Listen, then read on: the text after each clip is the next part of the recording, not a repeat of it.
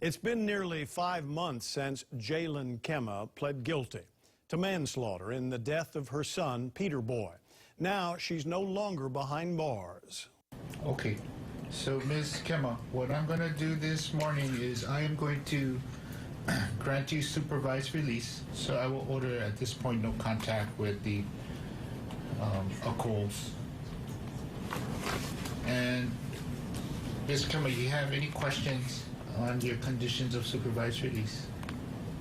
Okay. She was granted supervised release this morning until her sentencing in June as part of a plea agreement with prosecutors. This comes less than a week after her husband, Peter Kemah Sr., showed officials where he says he disposed of Peter Boy's body. Sarah Madison spent the day in Hilo and follows up.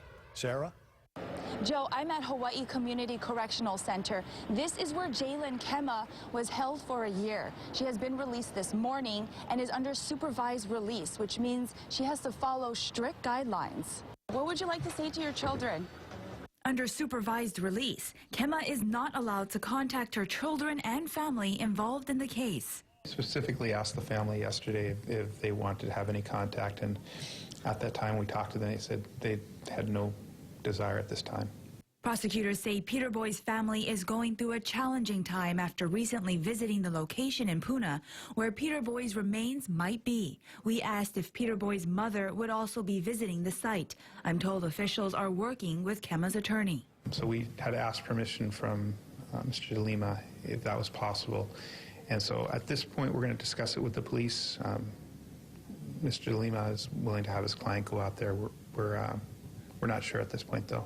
Deputy Prosecutor Rick Damerville says Jaylen Kemah's plea agreement was important because ultimately Peter Boy's family wanted closure. For many years, the family was coming out and saying, "Mom, just tell the truth."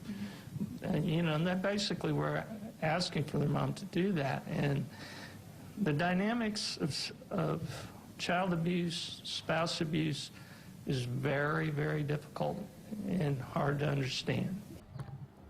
Jaylen Kemah's sentencing is about 6 weeks from now. She could face up to 10 years probation.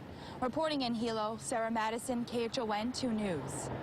We will continue to follow up on the search for Peter Boy Kemah's remains and bring you the latest on air and online at KHON2.com.